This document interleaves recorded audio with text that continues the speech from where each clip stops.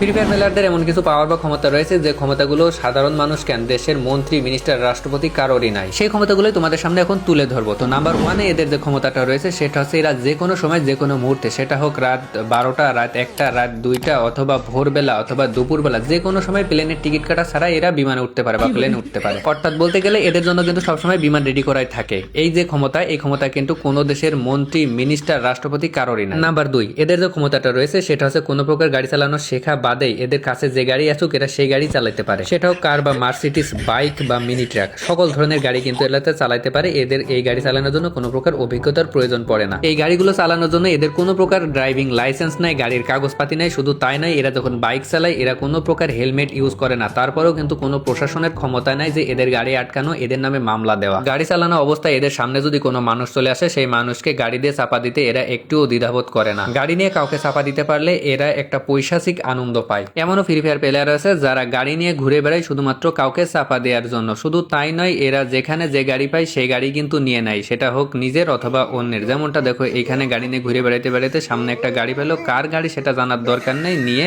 ভাগলো। এখানে যে ড্রাইভার গুলো আছে সবগুলো ড্রাইভারই কিন্তু একরকম, মেন রোড বাদ দিয়ে সাইড রোড দিয়ে যেখান সেখান দিয়ে গাড়ি চালায়। এরা কখনোই মেন রোডে গাড়ি চালায় না, কারণ এরা খুব সাহসী। তাছাড়া প্রশাসনের কোনো ভয় পায় না, গাড়ির কোনো ক্ষয়ক্ষতির ভয় পায় না। এরা যেদিক সেদিক দিয়ে গাড়ি চালায়, যেখানে সেখানে গাড়ি দিয়ে মেরে দেয়, তারপরেও এদের ভিতরে কোনো ভয় নাই। নাম্বার 3, এদের যে ক্ষমতাটা রয়েছে সেটা হচ্ছে এরা প্রকাশ্যে ঘাড়ে অথবা হাতে অস্ত্র নিয়ে ঘোরে, আবার সেই অস্ত্র দিয়ে সামনে যাকে পায় তাকেই কিন্তু মারে। যেমন দেখো, নিচে একটা সাধারণ মানুষ রয়েছে আর এই ব্যক্তিটা উপর থেকে কিভাবে ওই সাধারণ মানুষটাকে মেরে দিল। এদের ভিতরে কোনো মায়া মমতা বলতে কিছুই নেই। এত কিছু করার পরেও যে সরকার এদের বিরুদ্ধে কোনো ব্যবস্থা নেবে, কিন্তু তা করে না। সরকারও এদের দেখে ভয় পায়। আর প্রশাসনের কথা কি বলবো, প্রশাসন এই চোখ বুঝে থাকে সবকিছু দেখার পরেও। সাধারণ যেসব মানুষ আছে তারা কিন্তু মারামারি দেখলে ভয় পায়, কিন্তু ফ্রি ফায়ার প্লেয়াররা কখনোই মারামারি দেখে ভয় পায় না। এরা আরো তাকে থাকে যে কোথায় মারামারি হচ্ছে। যদি মারামারি দেখে তাইলে এরা তার ভিতরে চলে যায়, যাওয়ার পরে ওই যে মারামারি করছে তাদেরকে ধরে মারে। যেমনটা দেখো, উপরে কিছু ব্যক্তি মারামারি করছিল, এই বেচারা বুঝতে পেরে গাড়ি নিয়ে যাচ্ছিল, গাড়ি থেকে নেমে পড়েছে। নামার পরে এর ঘাট থেকে বন্দুকটা হাতে নেয়, নেওয়ার পরে ওই যে মারামারি করতেছে তাদের ধরে মারা শুরু করে। এবং ওইখানে কিন্তু একটা আদমরা হয়ে পড়েছিল, সেটাকে তো পুরোপুরি মেরে দিল। আর এই পাশে যেটা ছিল ওটাকে মারার জন্য দেখো স্কাইলারের ইউজ করে সামনে একটা গুলাল মেরে কিভাবে বের হয়ে গেল তাকে মারার জন্য। এবং অলরেডি ওইখানে কিন্তু সোনিয়া ক্যারেক্টার হয়েছিল, তাও কিন্তু ছাড় দিইনি। যতক্ষণ না